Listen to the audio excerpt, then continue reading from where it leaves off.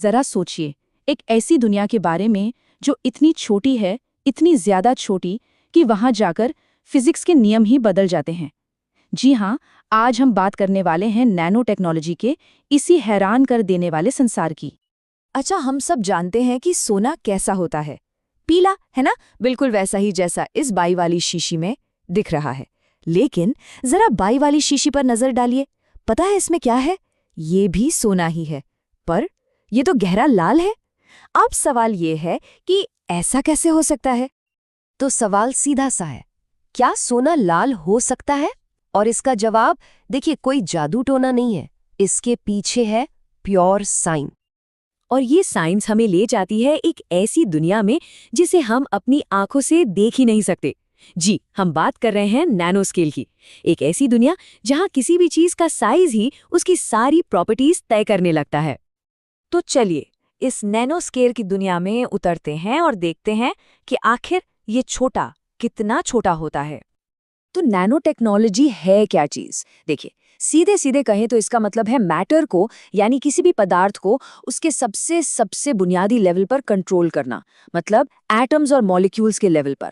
और ये सब होता है 1 से 100 नैनोमीटर के अविश्वसनीय रूप से छोटे स्केल पर। अब ये कितना छोटा है, इसका अंदाजा लगाना भी मुश्किल है। 1 नैनोमीटर मतलब 1 मीटर का 1 अरबवां हिस्सा। सोचकर देखिए, अगर 1 मीटर को हम अपनी पृथ्वी जितना बड़ा मान लें, तो 1 नैनोमीटर होगा बस एक छोटे से कंचे के बराबर। मतलब ये वाकई बहुत ही ज्यादा छोटा है। चलिए इसे और आसान तरीके से समझते हैं। हम सबके सिर पर जो बाल है, उसकी मोटाई होती है लगभग 1 लाख नैनोमीटर, और एक नैनो पार्टिकल वो होता है सिर्फ 1 से 100 नैनोमीटर का। मतलब एक बाल की मोटाई में हजारों नैनो पार्टिकल्स एक के बगल में एक रखे जा सकते हैं। और जब हम इतने इतने छोटे लेवल पे पहुंचते हैं ना, तो फिजिक्स के नियम, खैर वो थोड़ा अजीब सा बर्ताव करने लगते हैं। जिन चीज़ों को हम मानकर चलते हैं कि ये तो ऐसी ही होती हैं, वो सब बदलने लगती हैं। ये सच में हैरान करने वाली बात है। सिर्फ साइज बदलने से किसी चीज़ की बिजली कंडक्ट करने की क्षमता, उसका रंग, उसकी केमिकल रिएक्टिविटी, यहाँ तक कि उसका मेल्टिंग पॉइंट, सब कुछ बदल सकता है। लेकिन सवाल तो वही है कि आखिर ऐसा होता क्यों है? मतलब सिर्फ किसी चीज़ को छोटा कर देने से उसका पूरा का पूरा बर्ताव कैसे बदल जाता है? तो इसका जवाब 2 मेन साइंटिफिक वजहों में छिपा है। पहला है सरफेस एरिया, यानी सतह का क्षेत्रफल, और दूसरा है इलेक्ट्रॉन्स का बर्ताव। चलिए एक एक करके दोनों को समझते हैं। तो देखिए, इसके पीछे 2 बड़े खिलाड़ी काम कर रहे हैं।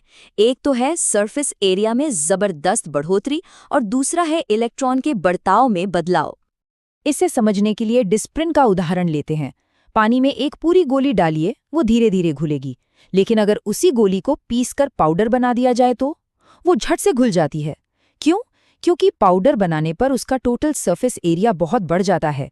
बस यही चीज नैनो पार्टिकल्स के साथ होती है। उनका सरफेस एरिया इतना ज्यादा होता है कि वो बहुत बहुत ज्यादा रिएक्टिव हो जाते हैं। तो ये तो हुई सरफेस एरिया की बात। अब आते हैं दूसरी और शायद ज्यादा मजेदार वजह पर, और वो है इलेक्ट्रॉन्स। जैसा कि हम सब जानते हैं, हर चीज एटम से बनी है, और हर एटम में न्यूक्लियस के चारों तरफ इलेक्ट्रॉन्स घूमते रहते हैं। अब देखिए, जो ठोस चीजें होती हैं यानी सॉलिड्स, उनमें ये एटम्स एक दूसरे से बिल्कुल चिपके हुए होते हैं, एक टाइट जाल की तरह। और जब वो इतने पास पास होते हैं तो उनके इलेक्ट्रॉन्स के बर्ताव पर भी असर पड़ता है। होता यह है कि जब बहुत सारे एटम्स एक साथ आते हैं तो उनके इलेक्ट्रॉन्स आपस में मिलकर एनर्जी के बैंड बना लेते हैं। इसे साइंस की भाषा में बैंड थ्योरी ऑफ सॉलिड्स कहते हैं। अब इसकी गहराई में जाने की जरूरत नहीं है, बस इतना समझना काफी है कि ये एक बहुत जरूरी कॉन्सेप्ट है। तो सबसे जरूरी बात यह है कि यही एनर्जी बैंड्स सब कुछ तय करते हैं। कोई चीज बिजली की अच्छी कंडक्टर होगी या नहीं, वो किस रंग की लाइट को एब्जॉर्ब करेगी और किसको रिफ्लेक्ट करेगी, ये सब कुछ इन्हीं बैंड्स पर डिपेंड करता है। और बस यही है हमारी शुरुआती पहेली का जवाब। जब सोने को नैनो स्केल तक छोटा किया जाता है तो उसके इन्हीं इलेक्ट्रॉन बैंड्स का स्ट्रक्चर बदल जाता है। ये नए बैंड्स नीली रोशनी को सोख लेते हैं और लाल रोशनी को रिफ्लेक्ट करते हैं, और इसीलिए नैनो गोल्ड हमें पीला नहीं बल्कि लाल दिखाई देता है। तो सोने का लाल होना सिर्फ एक मजेदार साइंटिफिक फैक्ट नहीं है, ये एक इशारा है।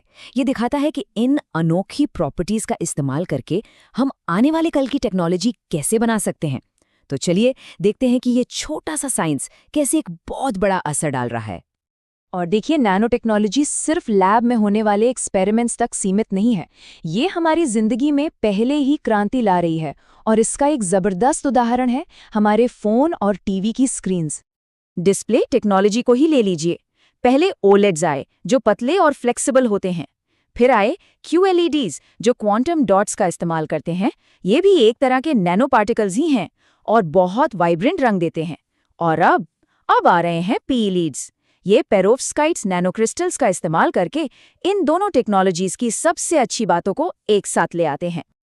ये इसका एक परफेक्ट उदाहरण है। PLEDs में OLEDs जैसी एफिशिएंसी भी है और QLEDs जैसे शानदार रंग भी। और ये सब सिर्फ इसलिए मुमकिन हो पाया है क्योंकि अब हम मैटर को नैनो स्केल पे कंट्रोल कर सकते हैं। तो असली जादू यहीं पर है। नैनो टेक्नोलॉजी हमें बॉटम अप यानी नीचे से ऊपर की तरफ चीजें बनाने की ताकत देती है। हम सिर्फ पहले से मौजूद चीजों को छोटा नहीं कर रहे हैं, नहीं, हम atom by atom, molecule by molecule बिल्कुल वैसी नई चीजें बना रहे हैं जिनकी हमें जरूरत है। और ये हमें एक बहुत ही रोमांचक सवाल के साथ छोड़ जाता है। जब हम मैटर को उसके सबसे बुनियादी लेवल से कंट्रोल करने की काबिलियत हासिल कर रहे हैं, तो आने वाले कल में और क्या-क्या मुमकिन हो सकता है? बेहतर दवाइयाँ, अनलिमिटेड क्लीन एनर्जी? सच पूछिए तो इसकी संभावनाएं हमारी कल्पना से भी परे हैं।